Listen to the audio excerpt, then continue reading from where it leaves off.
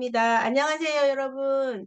어, 밤낮 기온이 되게 많이 차이가 나서 혹시 요즘에 감기 환자들이 되게 많더라고요. 그래서 우리 리더님들 특히나 감기 조심하시고 또 건강에 더욱더 좀 더 유의하는 그런 시간들 되었으면 좋겠다라는 바람과 함께 우리가 건강해야지 또 우리가 건강을 전할 수 있는 거 아닌가 생각을 해보게 됩니다. 네. 우리 지난주에 이어서 오늘 강의를 시작하도록 하겠습니다. 지난주에 비타민과 그리고 비타민에 대한 중요성에 대한 우리 강의를 들었는데요. 진짜 우리가 그 단순하게 비타민, 미네랄 이렇게 접근하는 게 아니라 우리 비타민과 미네랄이 그리고 면역에도 염증에도 뭐 여러 가지 우리 호르몬에도 다 관여를 하기 때문에 우리가 함께 같이 공부를 해보면 참 좋겠다라는 생각을 또 하게 됩니다. 어, 어쩌면 건강기능식품 중에서 가장 기본적인 영양소라고 할 수 있는 게 바로 또 비타민이고 또 오늘 해야 될 미네랄인데요. 그래서 미네랄에 대해서 같이 한번 나눠보도록 하겠습니다. 미네랄은 비타민, 단백질, 탄수화물, 지방과 함께 그 인간의 생명 활동에 꼭 필요한 5가지 중요한 영양소 중에 하나입니다. 그런데 그 중에도 이 미네랄은 아주 다양과 이름도 없는 미네랄과 그리고 우리가 이름 알고 또 잘 아는 미네랄 이렇게 종류가 있는데요. 또 이렇게 우리 체내에 존재하는 미네랄의 양에 따라서 또 다량 미네랄 또는 미량 미네랄로 구분하기도 합니다.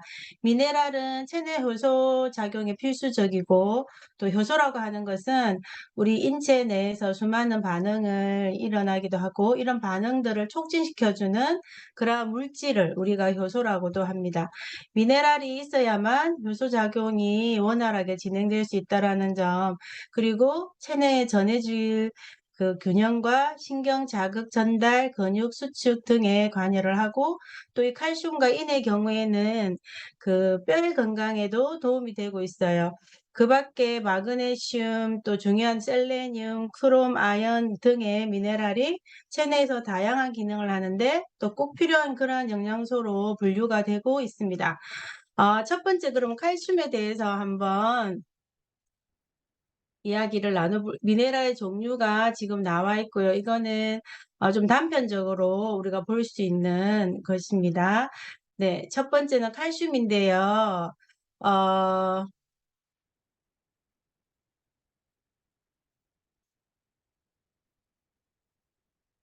이거를 지울 수는 없나요? 네. 네, 첫 번째는 칼슘인데요. 칼슘은 지금 도표에 나와 있는 것처럼 이런 기능을 가지고 있습니다. 그런데 칼슘은 우리가 우리 국민들에게 아주 정말 부족한 그런 영양소 중에 하나라고 알고 있고 또 그리고 그래서 우리가 지난주에 비타민을 배울 때 비타민 D가 얼마나 우리 뼈에 또 중요한 역할을 하고 있는지 면역의 역할을 하고 있는지를 배웠거든요. 그러면 칼슘도 우리 뼈의 건강에는 아주 중요한 그런 영양소이고 또 미네랄입니다. 칼슘과 비타민 D가 우리 현재 부족하기 때문에 우리 국민들에게는 정말 현저히 필요한 그런 영양소이기도 하고 또 이렇게 심각할 정도로 부족하기 때문에 골다공증 또뭐 이런 근감소증 등 이런 것들로 되게 이제 힘들어하는 분들이 있고 특히나 우리나라 여성들 같은 경우에 이제 갱년기 완경을 지나면서 호르몬 변화에 의해서 급격하게 칼슘이 부족해서 그리고 근력이 부족해서 이제 이런 호르몬 변화에 의해서 힘들어하는 경우도 있지 않아요? 그런데 우리가 이제 우리 보통 칼슘의 권장량은 하루에 700mg인데요.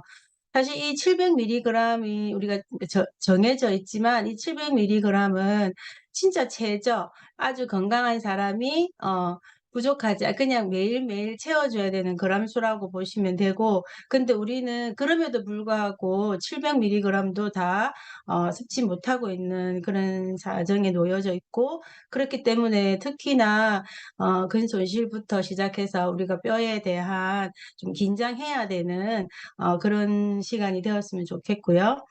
어, 칼슘의 그 권장량이 700mg인 우리 국민들이 먹을 수 그러니까 지금 평균 칼슘량이 너무 부족해 있고, 대부분 여성들 중에 100명이 있다 그러면 그 100명의 50% 반은 거의 골다공증 위험군에 가 있고요. 그리고 거기에 25%는 이미 골다공증이나 골감소증에 어, 있다고, 위험 수준에 들어가 있다고 합니다. 그래서 우리 몸에 전체에 존재하는 그 칼슘을 이제 100이라고 했을 때 사실은 칼슘의 이런 혈액 응고에 필수적이다, 신경 전달에 관여한다, 근육이완 수축이 및 이완이다, 지방산 담즙작업 등의 대장 자극을 억제한다, LDL 콜레스테롤 수준을 억제한다, 이런 것도 정말 중요하지만, 사실은 우리가 칼슘에서 가장 중요한 부분은 우리 몸 전체에 존재하는 칼슘의 양이 100이라고 하면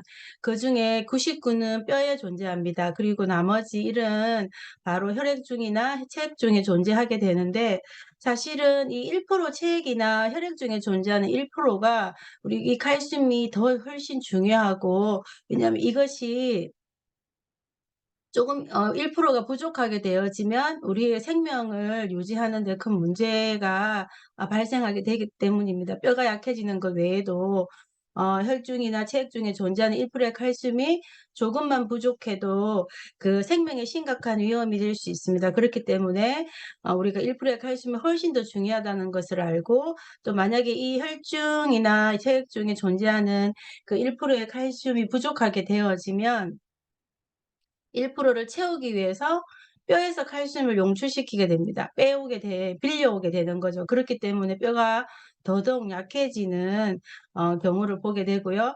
또 이렇게 돼서 갱년기 이후에 여성들이 여성 호르몬 에스트로겐 분비가 줄어들기 때문에 그 에스트로겐의 역할 중에 하나인 혈액 중에 체액 중에 칼슘의 농도를 유지하는 역할을 하는데, 그 농도를 유지하지 못하게 되니까 그때부터 급속도로 뼈에서 칼슘을 영출시키게 된다는 것입니다. 또 우리가 칼슘의 섭취를 통해서 뼈 건강을 좀 미리미리 해두는 것이 좋은 게, 이미 20세 이전에 충분하게 뼈의 어떤 그런 그 수치를 높여놓고, 그리고 그 이후부터는 우리가 유지하는 데 신경을 쓸 수 있어야 됩니다. 어, 그 뼈의 밀도가 높아지는 거가 20대까지가 재고라고 하거든요. 그래서 우리 아이들 건강에 특히나 칼슘을 좀 많이 보충할 수 있도록 도와줄 수 있으면 좋겠고요. 또 우리 뼈 건강을 위해서는 뼈를 구성하고 있는 다른 영양소와 함께 섭취해 주는 것이 좋습니다. 뼈를 구성하는 영양소에는 우리가 너무 잘 알고 있는 것처럼 칼슘과 비타민 D와 단백질, 마그네슘, 비타민 K 등이 있습니다. 인도 물론 뼈를 구성하는 데 좋은 미네랄이기도 하고 또 구성 요소이긴 하지만, 이는 우리가 매일 너무 과잉으로 섭취하고 있습니다. 인스턴트 식품이나 가공식품, 육류, 특히 이런 탄산음료 이런 등으로 많이 우리가 있기 때문에 우리가 굳이 인을 더 섭취하려고 애쓰지 않아도 된다라는 점을 또 얘기하고 싶고요. 우리가 두 번째는 이제 미네랄인데요. 미네랄은 마그네슘은 이제 미네랄 중에 마그네슘인데요. 마그네슘은 칼슘과 함께 이제 골격과 치아의 구성 성분이기도 합니다. 칼슘과 함께 뼈의 건강에 꼭 필요한 이 미네랄은 적절한 섭취 비율이 있습니다. 아까 우리가 칼슘이 700mg이었으면 마그네슘은 350. 그래서 2대1의 그 비율을 유지하는 거가 가장 최적의 섭취량이 될 수 있고요. 마그네슘은 여러 효소의 보조인자로서 작용을 하고 또 근육 이완 수축 또 신경 전달 작용에도 필요합니다. 운동 전에는 마그네슘을 드시면 근육을 부드럽게 풀어주어서 부상 위험을 감소시킬 수 있고 또 운동 후에는 마그네슘을 보충하게 되면 근육이 충분한 휴식을 취할 수 있고 또 근육통이나 경련을 예방할 수 있고 또 운동 능력 향상에도 도움이 되고 있습니다. 또 뼈 건강뿐만 아니라 그 심혈관계 건강에도 도움이 되고 혈당, 인슐린을 조절하는 그런 역할도 할 수 있습니다. 또 그리고 우울, 불안, 뭐 감정 장애, 수면의 질을 개선시켜 주는 데 도움이 되고 있으니 마그네슘을 우리가 또 어떻게 말하냐면 항스트레스 미네랄이라고 부르기도 합니다. 스트레스를 많이 받으면 우리 몸이 비정상적인 상태가 되는데 마그네슘을 보충하게 되면 다시 정상화시키는데 도움이 되고 있습니다. 마그네슘은 수면에도 도움이 되고 있습니다. 그래서 마그네슘을 우리가 숙면 또는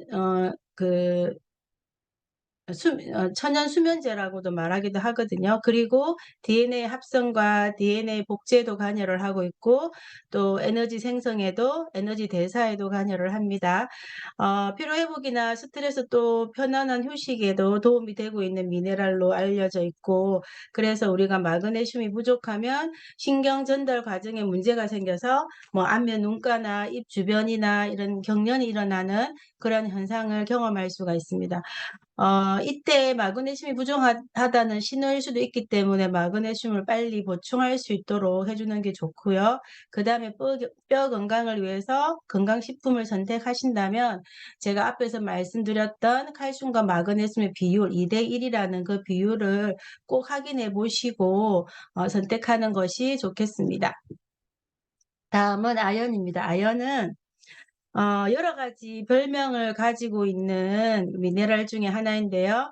첫 번째는 면역 미네랄이라고도 하고 또 스태미너 미네랄이라고도 하고 성 미네랄, 성장 미네랄 이렇게 많은 기능을 가지고 있는 이 아연은 정상적인 세포 분열의 과정에서 꼭 필요하고 또 생체막, 세포막의 기능 유지하는 생체막 또 그리고 항산화 효소인 SOD 효소의 원료 구성 성분이기도 합니다. 핵산의 합성 과정 그리고 세포 분열과 세포 분열에 관여하기 때문에 아연이 꼭 있어야만 세포 분열이 잘 일어납니다. 그래서 이 세포 분열이 잘 일어난다는 의미는 성장을 잘 할 수 있다는 의미이고요. 또 성장에 꼭 필요한 이 미네랄 아연은 그 어린이용 식품에 보면 대부분 아연이 강화되어 있습니다. 또 성장에 중요한 이 아연은 두뇌 건강에도 도움이 되고 또 아연이 보충이 되면 성장 호르몬과 성장 인자가 잘 생성이 되고 또 분비가 잘 되어서 되기도 합니다. 그리고 중년 이후에 남성분들이 남성 갱년기를 겪게 되는데 이때 아연과 셀레늄, 비타민 D, 뭐 오메가3 이런 영양소들을 조금 보충하시게 되면 그런 불편함을 좀 미리 막을 수 있고요.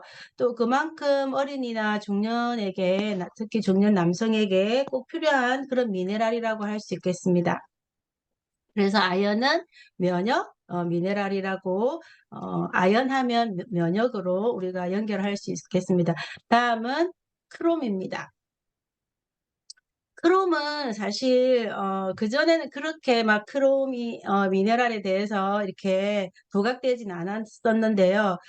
크롬의 그 새로운 기능들이 많이 발견되어지면서 많이 이제 우리가 중요하게 생각하고 또 미네랄에서 정말 중요한 부분을 차지하게 되는데 왜냐하면 크롬은 그 핵산의 안정화라고 한다면 그 우리 세포 내에서 DNA, RNA를 안정화시키고 그다음 또 세포 분열에도 꼭 필요하고 또 유전자 정보를 보관하는 또 그러한 그 DNA, RNA의 안정화에 아주 필요한 미네랄이기도 합니다. 그리고 다양한 여러 가지 효소인 보조인자로 사용되지만 크롬은 가장 중요한 것은 당내성 인자의 필수 성분이기도 합니다.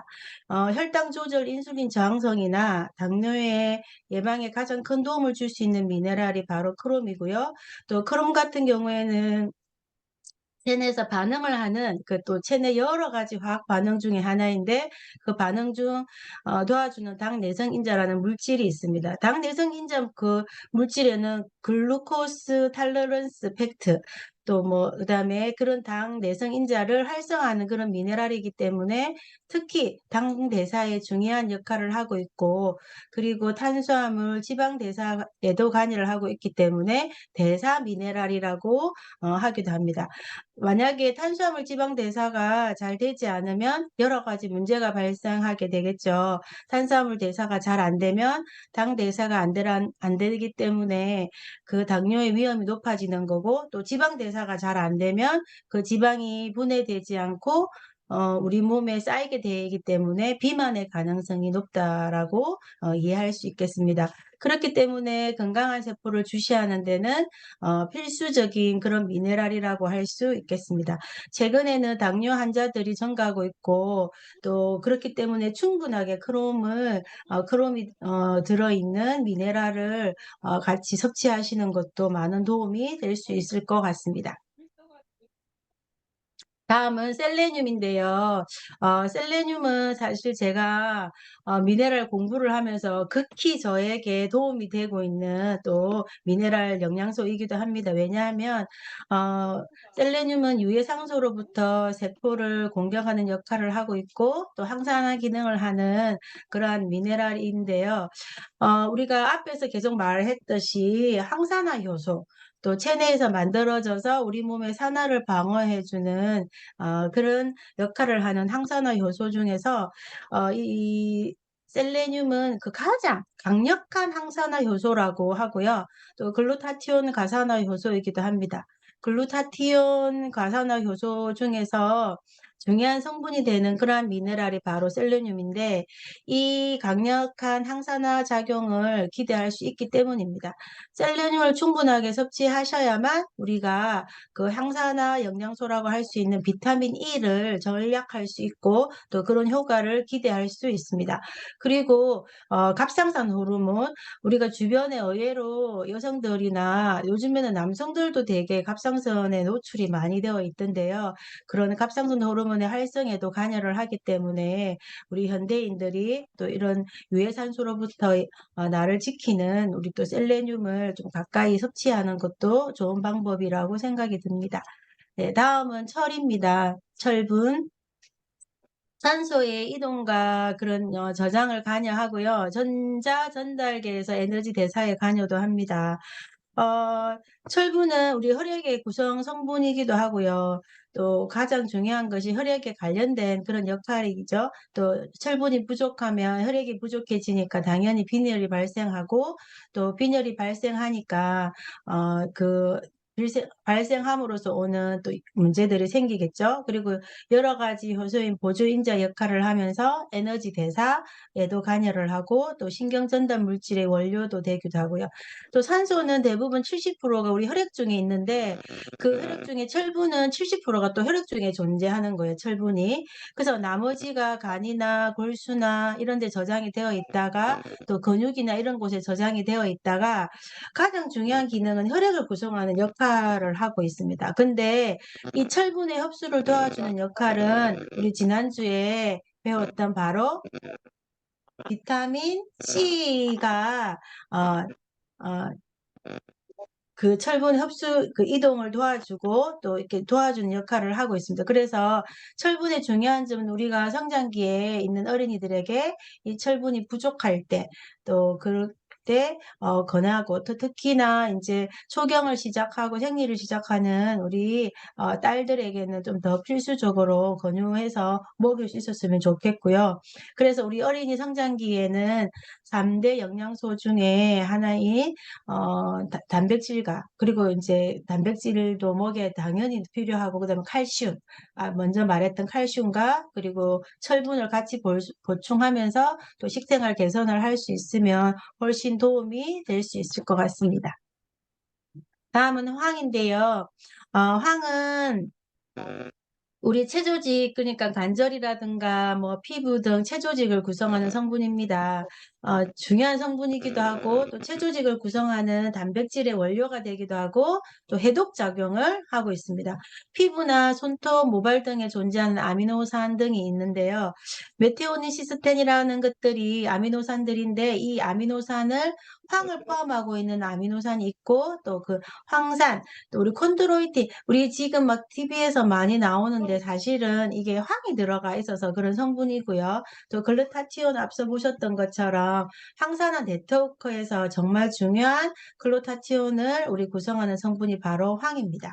그래서 우리 관절 건강에 도움이 되고, 우리 그 관절 건강에 도움이 되는 MSM이라고 있는 성분이 있는데, 그게 바로 조인트 가드의 원료이기도 하면서 글루타티온에 좋은 단백질, 글루타티온에 만드는 그 황 성분이 들어있기 때문에 좋은 거고요. 그리고 우리가 글루타티온을 만들고 싶다, 그러면 황의 연료가 되기 때문에 좋은 단백질을 많이 섭취하게 되면 글루타티온은 잘 만들어진다고 합니다. 그래서 우리가 또 지금 우리가 오늘은 미네랄을 하는데 왜 단백질 얘기가 나와가 아니라, 이렇게 모든 영양소는 이렇게 네트워크를 만들고 있다라는 점을 기억하시면 많은 도움이 되지 않을까 싶습니다. 그리고 다음은요, 구리인데요.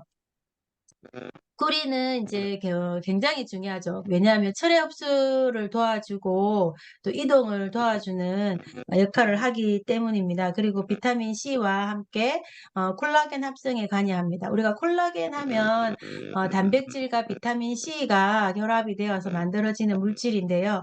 그러면 우리 몸에 그런 근육이나 뼈나 뭐 이런 것들을 구성하고 있는 단백질이 결국 콜라겐인데, 이 콜라겐을 합성하는 데는 구리가 꼭 필요합니다. 왜냐하면 이 구리가 철의 흡수 및 이용에 도움이 되기 있기 때문에 결국에는 이게 연결을 짓게 되는 거죠. 여러 가지 그 다양한 항산화 효소의 원료가 되기도 하고 또 다양한 기능을 가지고 있습니다. 철분이 제대로 이용되려면 비타민 C가 흡수를 도와줘야 되고, 또 구리가 철분의 이동과 이용을 도와줘야 되고, 또 비타민 흡수, 이동, 이용될 때 또 철분이 필요합니다. 이렇게 구리와 같이 콜라겐 합성이 가면 이렇게 계속 돌아가는 같이 연결이 되어지는 거죠. 그래서 우리가 같이 우리가 구리만 섭취할 수 없고요. 우리가 어떤 분은 좀 전에 말했던 것처럼 누군가가 뜰려서 나는 마그네슘이 부족해서 그 마그네슘제만 먹고 있지만, 사실은 마그네슘주만 먹어서는 안 된다는 그런 얘기를 지금 강조하고 싶은 거죠. 또 몰디브덴, 우리 몰디브덴은 효소 중에 그 보조인자, 잔틴 산화 효소이기도 하고 아항산 산화 효소라고도 하는데요. 화합물의 산화 억제 기능이 있어요. 그래서 예전에는 이 몰디브덴이 그렇게 중요하지 않았고 뭐 그렇게 크게 여기지 않았지만, 요즘 근래는 굉장히 중요하게 여기고 있고 또 그런 중요하다라는 것들이 밝혀지면서 우리 몸에서 항산화 미네랄, 또 항독소를 제거하는 디톡스 미네랄이라고 불려지기도 합니다. 그래서 황산화 간여를 많이 하는데요.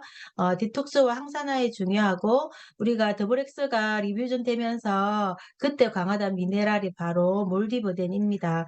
우리 몸은 외부의 황산화 영양소만 의존할 수 없기 때문에 우리 몸은 자체적으로 또 유해산소에 대항하는 그런 물질을 만들어낼 때, 우리 몸에서 이러한 물질들을 황산화 효소라고 하는 거고, 이 황산화 효소들의 원료들이 지금 말씀드렸던 셀레늄, 아연, 구리, 철분과 같은 이런 미네랄이라는 거를 이해하시면 되겠습니다. 그리고 지금까지는 미네랄의 종류, 또 미네랄의 어떤 기본적인 특징에 대해서 얘기를 나눴고요. 오늘 제가 여러분하고 더 깊이 나누고 싶은 것은 미네랄과 이 비타민이 얼마나 중요한 끈끈한 연결고리가 되어 있는지 그것을 좀 같이 나누고 싶거든요. 또 우리가 이 미네랄과 비타민을 얼마나 또 중요하게 생각하고 왜 이렇게 섭취를 해야 되는지, 또 그에 대한 필요성에 대해서 한번 나눠보도록 하겠습니다. 보통 이제 우리가 비타민 E나 뭐 미네랄 섭취를 하실 때 대부분 이렇게 좀 단면적으로 특정 비타민의 기능성을 보시고 선택을 하게 되죠. 예를 들면은 우리 지난주에도 배웠지만, 눈의 건강이 뭐 관심 있다 하시는 분들은 뭐 비타민 A, 그래서 카로틴 플러스를 먹기도 선택하기도 하고, 또 피로 회복이나 황산화에 관심이 있으신 분들은 비타민 C를, 그리고 뼈나 뭐 뼈 건강에 좀 관심이 있으신 분들은 비타민 D나 칼슘제나, 그리고 미네랄 같은 거를 드시게 되고요. 또 철분의 경우에는 뭐 혈액의 헤모글로빈을 구성하는 그런 미네랄이기 때문에 빈혈 예방에 좋다 해서 또 철분제만 드시거나, 이렇게 어떤 이렇게 우리가 구체적으로 뭐 뼈에는 그 칼슘 이렇게 섭취하는 것이 대부분이잖아요. 저는 우리가 비타민과 미네랄을 하나의 여러 개의 조각이 놓여져 있는 퍼즐판이라고 생각하면 어떨까라는 생각을 해보았거든요. 우리가 퍼즐 전체가 어, 한 조각 한 조각 피스 하나가 미네랄과 비타민이라고 하면 이것들이 다 모여져야지 우리가 우리 인체에 각각의 기능들을 살릴 수 있고 대사 기능과 호르몬과 모든 것들이 이루어지는 거죠. 그래서 우리가 하나라도 빠지면 그게 한 조각이지만 하나라도 빠지면 사실 제 기능을 할 수 없다라는 점을 좀 기억하셔서 우리가 비타민과 미네랄을 좀 좀 같이 다양하게 섭취할 수 있는 방법을 선택하시면 좋겠다라는 생각이 듭니다. 그런데 그렇기 때문에 우리가 비타민과 미네랄을 섭취해야 되는 가장 기본적인 아주 중요한 이유가 있어요. 왜냐하면 그런 특정한 단일 비타민이나 또 단일 미네랄이나 이런 기능성에 대해서는 많이 알고 계시지만,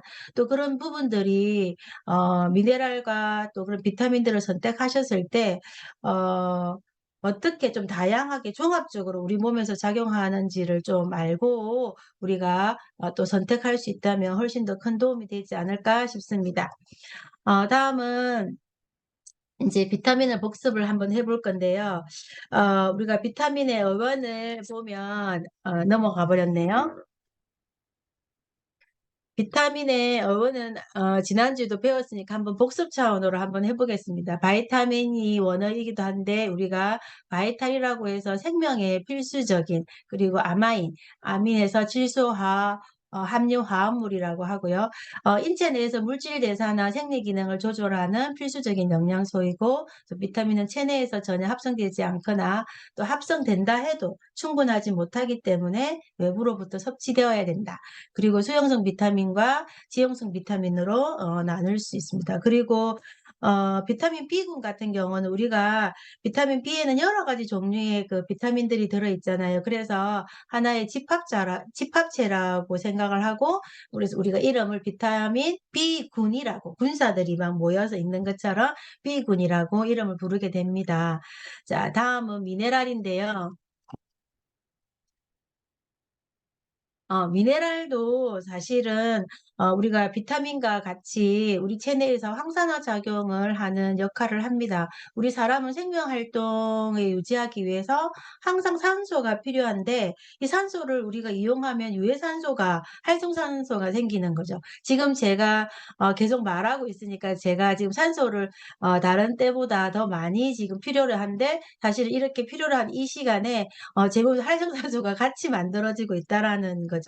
그래서 우리가 산소를 우리가 이용하면 유해산소, 그러니까 활성산소가 생기게 되는데, 우리 몸을 산화시키기 때문에 산화가 축적이 되면 결국 질병과 노화의 원인이 되기 때문에 우리가 이런 산화로부터 우리 몸을 보호하는 그런 방어 기전이 필요한데요. 일단 유해산소가 발생하면 우리가 호흡을 하게 되고, 이 호흡을 따라서 산소를 이용하게 되고, 그러면 유해산소는 당연히 발생하게 됩니다. 그래서 산소를 많이 소비한다라는 것은 여러 가지 주변에 지금 우리가 살아가는 환경적인 원인 때문에 어, 유해산소가 급격히 증가하고 있다라는 사실을 우리가 기억해야 되고, 또 지금 화면에 보시는 것처럼 어, 그 유해산소가 발생을 하면 우리 세포망을 산화를 시키고, 또 세포의 에너지 생성 기관이라고 할 수 있는 이 미토콘드리아가 산화가 되겠죠. 힘을 잃게 돼요. 지금 손상을 입게 되고,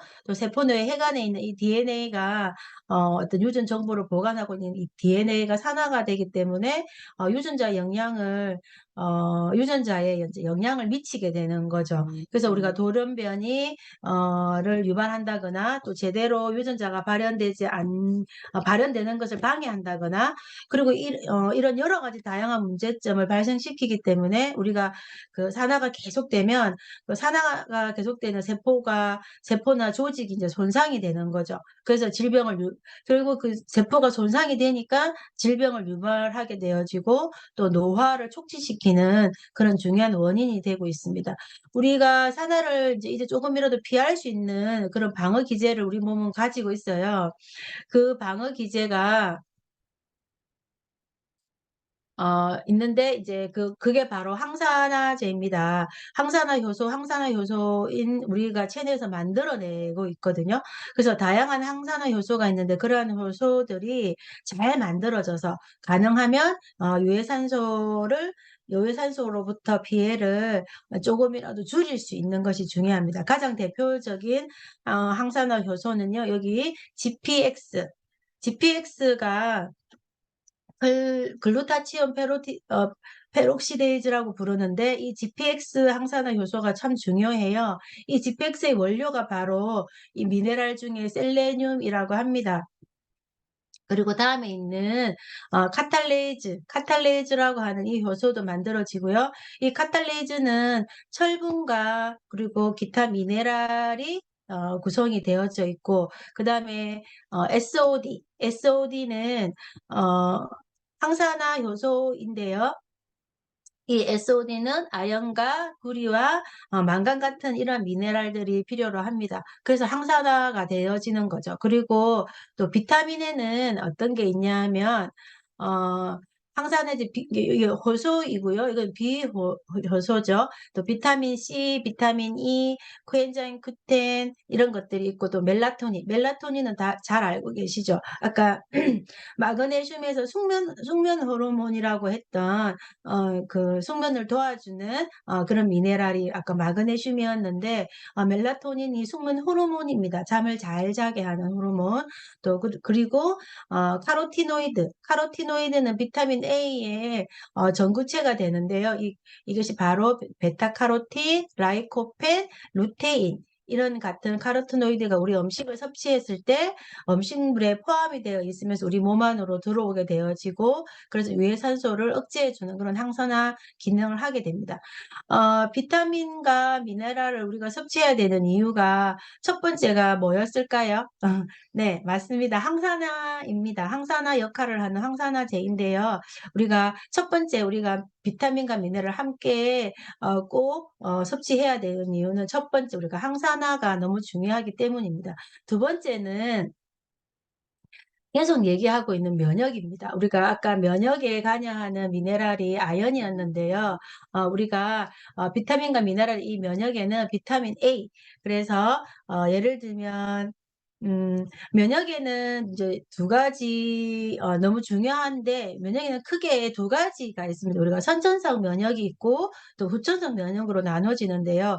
선천성 면역은 말 그대로 태어날 때부터 우리가 갖추고 있는 그러한 면역이고 그리고 예를 들면은 면역기관들 뭐 흉선, 림퍼절, 그다음에 비장, 골수 이런 것 같은 면역기관들 우리가 태어날 때부터 이미 갖추고 태어나는 면역기관이고 그다음에 우리 조직 중에 상피 조직, 피부, 점막 이런 것들을 구성하는 조직도 외부로부터 세균이나 바이러스가 우리 몸에 침투하는 것을 막아주는 거기 때문에 어쩌면 그 면역체 1선이라고 부르기도 하는데 이러한 상피 조직도 우리가 태어날 때부터 갖추고 태어났기 때문에 선천성 면역입니다. 근데 후천성 면역은요, 태어나서 처음으로 바이러스나 그런 세균을 만났을 때 감염이 될 수밖에 없습니다.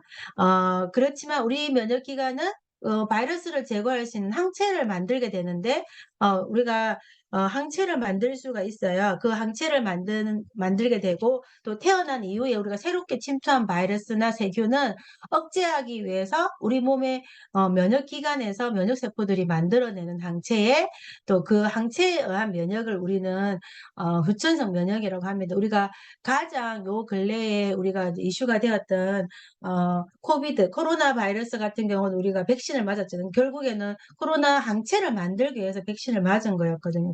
그런 것들을 우리가 보천성 면역 이라고 하는 외부에서 우리 안에 항체를 집어넣어서 만들어지게 되는, 우리가 지난번에 로스맵 하면서도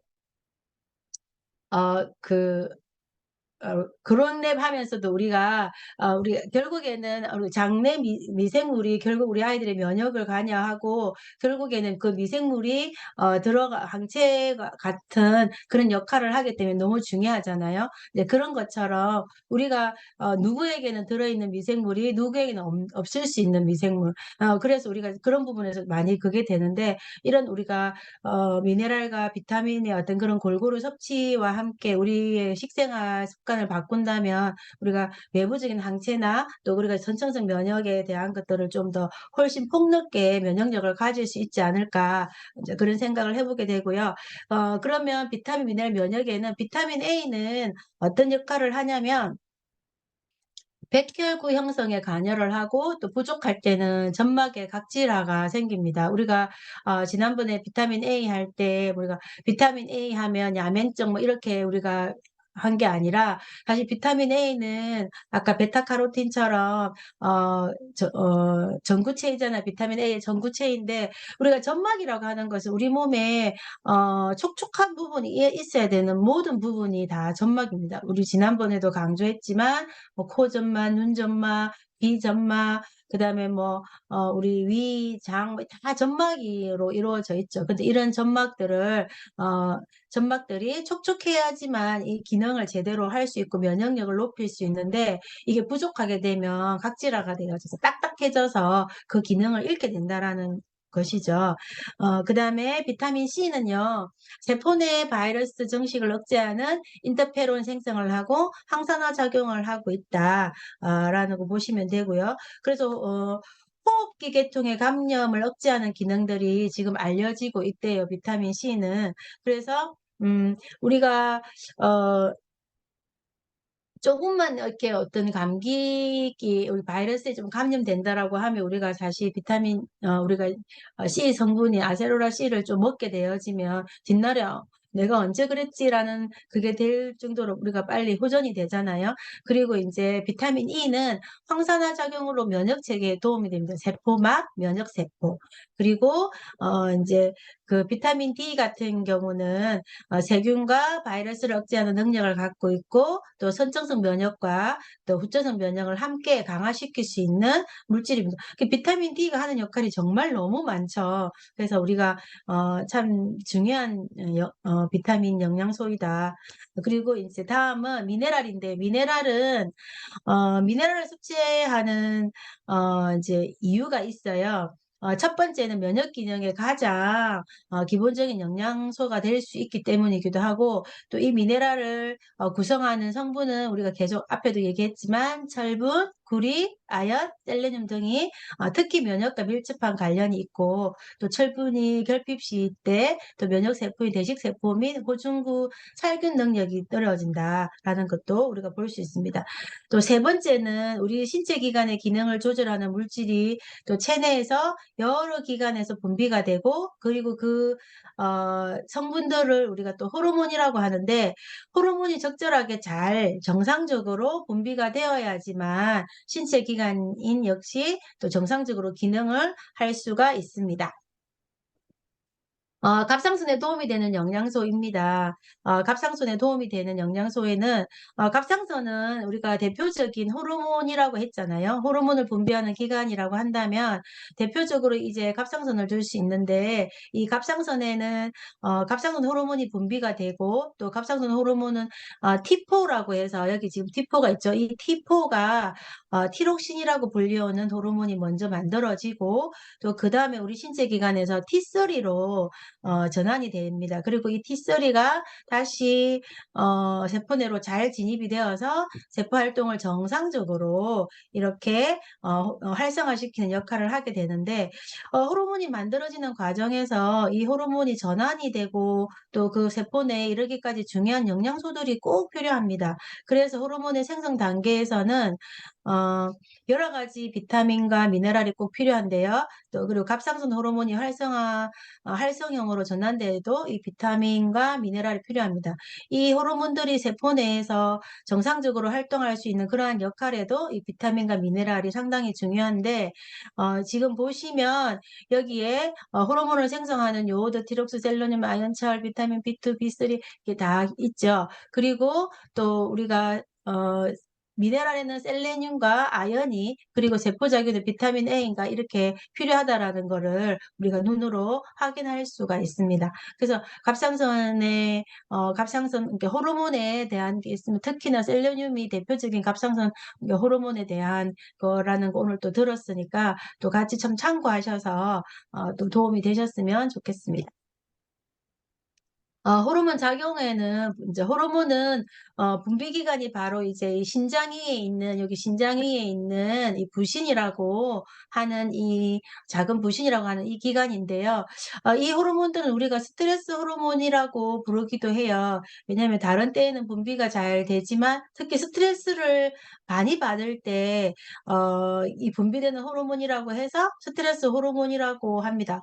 그런데 중요한 점은, 우리가 스트레스를 받았을 때 이런 호르몬들이 분비가 안 되면 어떨까요? 안 되면 좋을까요? 아닙니다. 우리는 이 호르몬은 스트레스 받을 때 나오는 이 코티졸이라는 호르몬은 같이 분비가 되어야 되고, 또 그렇게 분비가 되어야지만 어, 어, 나쁜 것만은 아니라는 거예요. 그래서 우리가 나쁜 우리가 장내 미생물에도 유익균과 유해균과 그리고 중성균이 있잖아요. 그러니까 우리가 그 밸런스를 맞추는 것처럼, 우리가 스트레스를 받아서 나오는 이 호르몬도 사실 스트레스를 받으면 나와서 이 호르몬을 천천히 이렇게 뭐랄까, 다시 제 기능으로 돌아올 수 있도록 해주는 역할이 중요합니다. 근데 그 역할을 돕는 것이 바로 비타민과 미네랄이라는 거를 또 기억하시면 좋겠습니다. 어,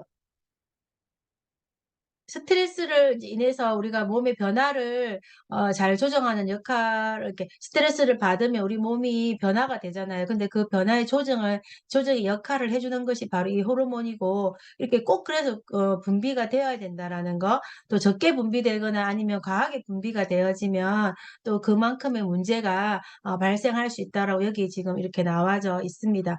그리고 다음은 현대인들이 이제 진짜 많이 받고 있는 스트레스를 많이 받고 있는 생활을 하고 있는데, 이 스트레스를 받을 때 이 스트레스에 의한 피해로부터 우리 몸을 보호해 줄 수 있는 미네랄도 있습니다. 너무 다행히도. 이런 것들이 바로 우리 몸을 보호하는 역할을 하는데요. 첫 번째는 마그네슘. 마그네슘 같은 경우는 천연 진정제, 항스트레스 미네랄, 아드레날린이 들어가 있는 마그네슘을 배출하고, 또 만성 스트레스에 의한 마그네슘이 부족할 때 또 진정 효과도 주고 불안, 초조, 우울 개선까지 해주는 이고요. 그다음에 칼슘도 스트레스에 우리 몸을 적응하는 데 필요한 미네랄이고, 또 아연도 마찬가지입니다. 아연도 자신감, 기분, 감정, 속력 이런 것까지도 다 하고 있죠. 또 다음은 코티졸 균형에 의한 영양 관리인데, 아까 제가 말씀드렸던 이게 비타민 A, 비타민 E, 마그네슘 결핍 때 코티졸 생성이 저하가 됩니다. 그래서 우리가 생성이 저하가 돼도 안 되는 거거든요. 그래서 우리가 부족하면 안 되니까. 그래서 비타민 A, 비타민 E, 마그네슘을 먹어줘야 되고, 또 에디슨병이라고 해서 부신기전 부종이라, 환자가 막 비타민 C를 투여하는데, 부신기능, 이 코티졸 생성이 개선이 되어져야 돼. 에디슨병 코티졸 생성이 안 되어져서 이게 위험한 상황이 오는 거죠. 그리고 이제 결핍이 되어졌을 때 부신 기능이 저하되는 거, 그게 바로 판톤테산이 결핍됐을 때 부신 기능이 저하되고, 그다음에 코티졸 각성 반응이라고 해서 멀티비타민, 미네랄을 먹어주면 이게 코티졸의 각성 반응이 이제 정상적으로 올라간다라고 이렇게 나와져 있습니다. 비타민과 음, 그래서 비타민 B와 호모시스테인도 마찬가지인데요. 우리가 심혈관 관계에서 현대들이 많이 발생하는 그런, 어, 혈관, 심장, 뇌출관 관련해 가지고 많은 질환들이 많이 있고요. 이러한 질환들을 예방하기 위해서도 비타민이 중요한 역할을 하고 있다라는 거. 그리고 호모시스테인이라는 물질 우리 체내에서 쌓이게 되는데 혈액의 그 전도를 높이고 혈관을 막히게 하기 때문에 이 호모시스테인을 잘 처리해야 되고요. 이 호모시스테인을 잘 처리하는 그 비타민이 바로 비타민 B군 중에서 비타민 6, 그리고 비타민 B12, 그다음에 엽산과 같은 비타민 B군이 꼭 필요하다는 것을 중요하게 강조를 드립니다. 다음은 비타민 C. 비타민 C의 경우도 사실 지난번에 우리가 다 배웠지만 비타민 C 한 번 더 복습한다고 생각하고 보시면요. 우리가 단순하게 비타민 C가 피로 회복에 접근하는 게 아니라 좀 철분만 운반하는 것이 아니라 혈압 조절에도 관여를 하고요. 그리고 좋은 콜레스테롤을 상승시키기도 하고 또 낮은 콜레스테롤은 억제해서 또 그다음에 이렇게 어, 억제하고 그다음에 혈관을 건강하게 또 혈관을 확장시켜서 혈압을 낮추는 데에도 도움을 주는, 그래서 우리가 혈관 링거 많이 맞는 분들이 그 혈관벽이 계속 얇아져서 나중에 그 이렇게 바늘을 꽂을 수 없을 만큼 되게 이렇게 가늘어지죠. 숨어버린다고 하잖아요. 그 사실은 비타민 C로 혈관벽을 두껍게 해주는 역할도 비타민 C가 하고 있으니까 혹시 병원에 계시는 우리 계시면 좀 이렇게 링거 많이 맞는 분들한테는 비타민 C를 좀 많이 드실 수 있도록 안내를 해드려도 좋을 것 같습니다. 그다음에 비타민 C가 그런 심혈관 질환에 또 뇌질환에도 예방이 될 수 있다라는 점을 꼭 기억하시면 도움이 되실 것 같고요. 또 비타민 D, 비타민 D 같은 경우도 마찬가지예요. 혈중 지지를 하고 그다음에 혈액 중에 지방을 낮추고 혈액 중에 지방을 낮춘대. 그러면 혈액 중에 지방을 낮춘다는 말은 콜레스테롤 또는 고지혈증 이런 부분에도 접근을 한다는 얘기죠. 그다음 비타민 D가 어, 혈압 조절을 하고 또 이런 부분들을 관여하고 있기 때문에 또 이제 비타민 D랑 비타민 C는 계속 지금 더 많은 역할들로 지금 계속 밝혀지고 있다고 합니다. 그리고 다음은 조금 어렵긴 한데 우리가 미네랄과 비타민이 하는 역할 중에 음, 항산화, 면역, 뭐, 이렇게 다 있잖아요. 근데 또 중요한 거는 바로 간 해독입니다. 간 해독에 이 미네랄과 비타민이 너무 중요한, 근데 사실 우리가 결국에는 피로 간이, 우리 1차에 우리가 독소를 걸러내는 기관이잖아요. 그래서 우리가, 간은, 정말 더 우리가 좀 관리해야 되는 또, 장기이기도 한데, 우리가 간은 우리 몸의 독성 물질을 해독하는 기능을 가지고 있고, 그래서 간에서 독성 물질들이 해독하는 이 과정에서 사실은 너무 간단하지가 않대요. 너무 복잡하지만 이 간에서 독성 물질을 해독하고 또 우리 몸에서 배출되는 여러한 이런 과정과 단계들을, 이런 영양소들이 어떻게 필요한지를 한번 봤으면 좋겠습니다. 그래서 처음에 이제 지금 제가 좀 글자가 안 보여서 크게 확대를 해보았는데요. 첫 번째 단계는 해독 경로는 1단계. 이렇게 나눠서 진행이 되는데 첫 번째 단계에서는 필요한 영양소가 바로 지금 보시는 비타민 B군들이 많아요. 비타민 B군들이 다 나와 있죠. 예, 비타민 B군들이 있고 그 다음에는 일부 항산화 영양소들 또 아미노산들이 좀 필요하고 또 그리고 이제는 독성 물질이 해독되는 과정에서 산소가 많이 필요하기 때문에 유해산소도 상당히 많이 발생합니다. 그래서 유해산소가 결국은 간 세포를 손상시키는 주요한 요인이 되기 때문에 우리가 비타민 C, 베타카로틴, 그다음에 코엔자임 Q10, 셀레늄, 아연, 뿌리, 망간 같은 이런 미네랄 영양소, 이러한 영양소들을 우리 항산화 기능인 영양소들을 필요로 한 거고요. 여기서 우리가 간 건강에 도움이 되는 걸로 잘 알려져 있는 그 실리마린도 지금 보이시잖아요. 결국에는 우리가 실리마린은 우리가 그런 얘기가 있죠. 아마 다 아실 거예요. 우리가 뱀에 물렸을 때 뱀에 물린 그 뱀이 쏘한 독 때문에 우리가 죽는 게 아니라 그 독을 없애기 위해서 우리가 활성산소가 많이 나와서 완전 가부화가 걸려서 우리가 사실은 이제 사망을 이르게 되고 한다고 하잖아요. 근데 그 역할을, 그 항산화 역할을 막아주는 것이 바로 실리마린이 큰 기여를 하고 있다라는 거 우리가 너무 잘 알고 계실 거예요. 그래서 요즘에 우리 젊은이들도 사실 인터넷 식품에 너무 많이 노출되어 있고, 또 그리고 뭐 알코올 섭취, 그다음에 뭐 가공식품들 너무 많이 노출되어 있기 때문에 사실 간이 우리가 나이 들어서 우리가 예전에는 40이 넘어서 간에 어떤 그런 기능들이 저하된다라고 했었는데, 요즘은 사실 20대 뭐 10대 할 거 없이 정말 간의 건강이 좀 우려되는 시기인 것 같아요. 그래서 우리가 좀 그런 부분도 사실 먹거리가 제일 중요한 것 같고요. 그래서 그 먹거리 다음으로 우리가 보조할 수 있는 이런 실리마린이 들어있는 우리 또 제품도 있으니까 또 그런 것도 또 참고를 하셨으면 좋겠습니다. 그리고 두 번째 단계는요.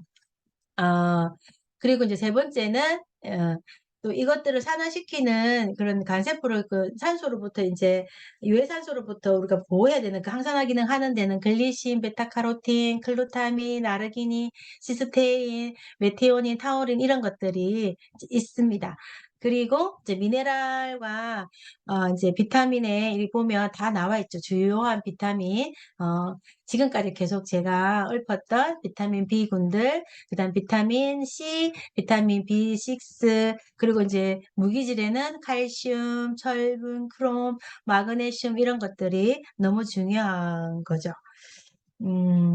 네, 시간이 이렇게 빨리 지나고 있네요. 그다음 자, 그 다음에 이제는 우리 몸에서 행복할 때 나오는 호르몬이 있잖아요. 그게 바로 세로토닌, 밤에 잠을 잘 자기 위해서 만들어진 필요한 멜라토닌 같은 호르몬들인데, 우리 몸에서 만들어지는 이 호르몬들이 비타민과 미네랄이 있어야지만 만들어지고 또 중요합니다. 트립토판이라고 하는 이 필수 아미노산이 있는데, 이 필수 아미노산은 지금 보시는 바와 같이 세로토닌, 멜라토닌, 비타민 B3, 그리고 이런 NAD의 전구체가 되기도 하고요. 트립토판이 많이 함유되어 있는 육류나 초콜릿 등을 섭취하면 우울증을 약간 도움이 된대요. 사실 제 주변에 공황장애 우울증을 겪은 분이 계신데, 그분은 이제 선생님이 우울증이 급하게 올 때 자기한테 사탕을 꼭 까먹어라. 사탕을 항상 필수처럼 갖고 다니더라고요. 초콜릿도 가지고 다니고. 그래서 제가 그게 또 정말 좋을까 했는데, 그게 이런 많이는 섭취하지 않아도 되지만 요금에는 도움이 된다고 합니다. 어, 급할 때는 도움이 된다고 합니다. 그래, 이 트립토판이 이제 다음과 같은 경로를 통해서, HTP로 이렇게 경로를 통하는데, 우리가 비타민, C와 비타민 B2, 아연, 망간 이런 것들이 다 필요로 하고 있죠. 그리고 멜라토닌, 있고요. 그 다음에 철분, 마그네슘, 칼슘 이런 것들, 엽산, 그다음 비타민 C, 아연, 마근 이런 것들이 비타민에 꼭 필요하다라는 거 기억하시면 될 것 같고요. 멜라토닌은 뇌에 있는 호르몬 분비 기관인데, 솜가체 또는 솔방울샘이라고 샘에서 분비되는 호르몬이에요. 또 강주기를 감지합니다. 그러니까 햇빛을 감지하는 거. 그러니까 햇빛을 감지한다는 말은 우리가 밤에는 잠을 자야 되면 잠을 잘 수 있도록, 그리고 낮에는 일어날 수 있도록 이렇게 조절해주는 기능을 하는 거죠. 그리고 면역력을 높인다는 그런 결과들도 발표되고 있고, 또 최근에 많이 주목받는 그러한 호르몬이기도 합니다. 그게 바로 멜라토닌. 그래서 우리가 갱년기 여성들한테는 밤에 잠을 잘 못 자는 분들 낮에 나가서 비타민 D, 햇빛을 좀 쏘면서 운동을 해라라고 권하기도 하잖아요. 사실 크게 그렇게 효과는 없지만 그렇게라도 하라고 이제 합니다. 그리고 우리가 근육을 만드는 데에도 비타민 D가 엄청나게 중요하고, 결국에는 우리가 노화가 된다라는 말은 극히 극히 어, 근소실이 일어나기 때문에 그런 과정들에 의해서 우리가 노화가 되어지고 있다라는 거를 기억하면 될 것 같고요.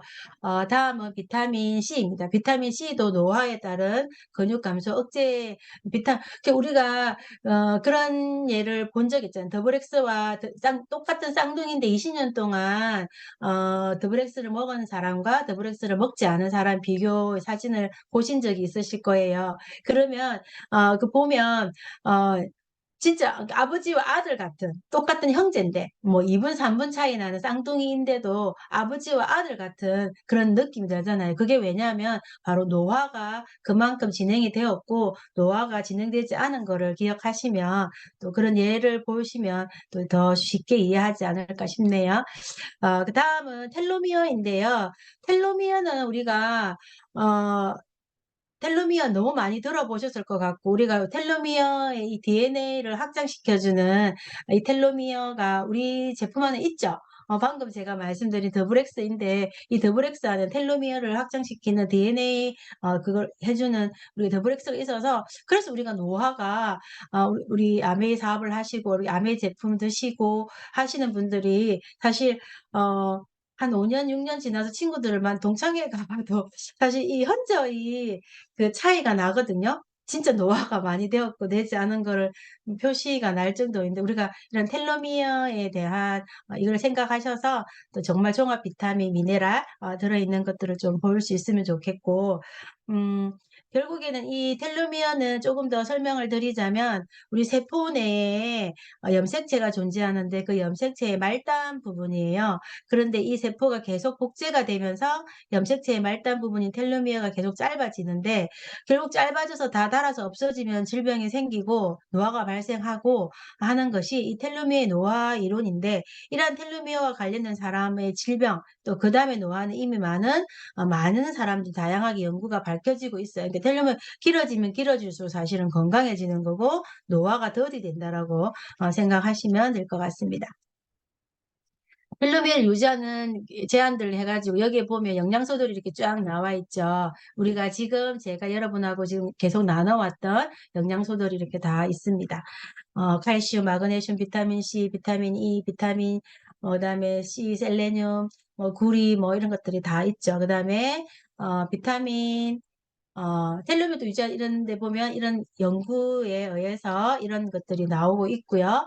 또 이렇게 많은 어 비타민 D, 셀 있고 그다음 오메가3 뭐 다 있죠. 이렇게 보시면 그다음 비타민 C 그다음에 이런 것들을 좀 보시면 오늘 지금 제가 계속 이거 얘기하고 있는 부분들을 또 기억하시면 될 것 같습니다. 토코페롤이라고 하는 이 비타민 오메가3 지방산하고 텔로미어에도 영향을 준대요, 오메가3가. 그래서 우리가 또 새로 나오는 오메가3도 지금 있는데 우리가 정말 이런 것들이 우리가 쉽게 정말 이렇게 너무 귀하고 좋은 것들을 쉽게 접할 수 있다라는 것도 참 감사하지 않나라는 생각을 또 해보게 되는 시간입니다. 또 우리 미네랄과 또 그 비타민은 성장 호르몬에도 아주 기여를 하는데 미국 영양학회에서 이 비타민과 미네랄을 잘 보충하게 되어지면 근육 강화, 유산소 운동을 해야 되고 균형 있는 영양 공급이 최상이라고 얘기하거든요.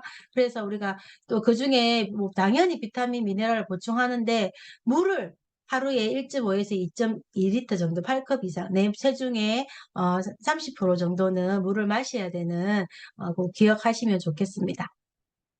눈 건강. 우리 사실 노안이 시작되는 시기이기도 하고 저도 지금 어쩔 수 없이 돋보기 안경을 끼고 지금 화면을 보고 있거든요, 글자가 보이지 않아서.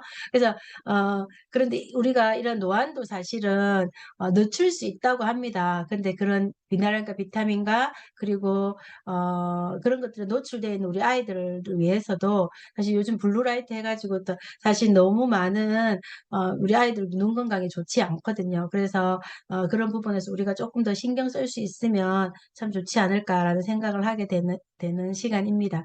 그래서 이제 정리를 한번 해보겠습니다. 비타민과 미네랄의 필요성, 지금까지 제가, 음, 떨리는 목소리로 막 이렇게 우왕좌왕하게, 잘 이렇게, 이렇게, 떠듬떠듬하며 말씀드렸지만, 이게 하나로 정리를 할 수가 있습니다. 활성화산소, 항산화 활성되는 비타민과 미네랄, 또 면역에 도움이 되고, 또 뇌 분비계 호르몬에 작용하고, 스트레스를 조절하고, 그리고 심혈관계 기능을 하고, 또 디톡스, 그리고 결국 다이어트. 우리가 다이어트 하시는 분들도 사실은 다이어트를 하는데 나 살이 안 빠져. 절대 미네랄과 비타민이 부족하면 절대 살이 빠지지 않는다고 합니다. 그래서 다이어트도 필수적으로 미네랄과 비타민을 꼭 드셔야 된다라는 점. 그리고 휴식과 수면, 근육 건강, 지방 당 대사, 텔로미어 보존, 성장 호르몬 유지, 눈 건강, 뼈 건강, 뼈 관절 건강, 적혈구 형성까지 너무 중요한, 어쩌면 우리가 1강에서 12강까지 계속 이제 공부를 할 텐데요.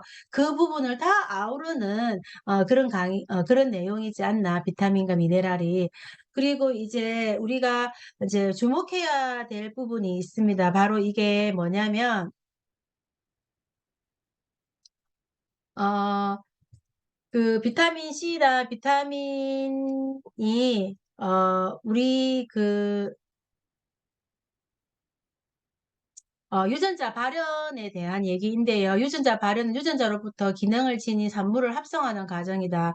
식물 영양소가 황산화 효소 생성을 하고 유전자 발현을 촉진시키고, 그리고 비타민 D는 유전자 발현에 의해서 칼슘과 결합해서 단백질을 생성하고, 인슐린이 간에서 지방 합성을 해서 효소들의 전사들을 유도해가지고 철분 부족 시에는 DMTI 단백질 합성 유전자 발현을 하고, 또 거기서 소장에서 철을 흡수를 증가를 시키고, 또 발암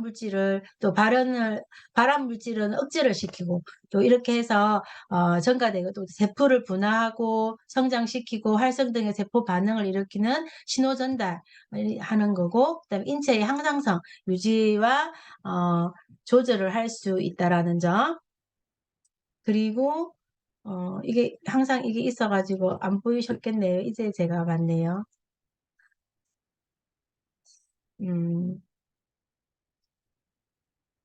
그리고 이제 우리가 사실은 항산화를 하면서 가장 중요한 거는 이런 세포의 분화, 성장, 활성 등의 이 세포 반응들은 결국에는 우리에게 뭐가 필요하다고요? 오늘 제가 계속 똑같은, 아마 한 30번은 훨씬 넘게 강조했지 않을까 싶은데, 바로 비타민과 미네랄이 필요하다는 겁니다. 이 비타민과 미네랄이 이런 유전자 발현에 있어서 어떻게 든 기능을 지닌 산물로 되는데 바로 단백질을 생성한다라는 거예요. 그래서 우리가 단백질이 또 얼마나 중요한지, 결국에는 단백질과 미네랄과 비타민이 얼마나 중요한 영양소이라는 거를 오늘 같이 나누어 보았습니다. 좀 더 뒷부분에 조금 더 설명을 드리려고 했으나 시간이 너무 오버한 관계로 제가 조금 참았고요. 아마 이 부분은 또 다음 강의 계속 들으시면서 연결되어질 거예요. 그래서 그 부분을 좀 그렇게 연결 지으실 수 있도록 도움 받으시면 좋겠고, 또 워낙 또 많은 자료들도 많이 나와 있기 때문에 저희들 책으로나 이렇게 보셔서 또 도움 받으시면 제가 설명한 것보다 또 좀 더 자세하게 섬세하게 도움 받으실 수 있지 않을까 싶습니다. 네, 이상입니다. 감사합니다.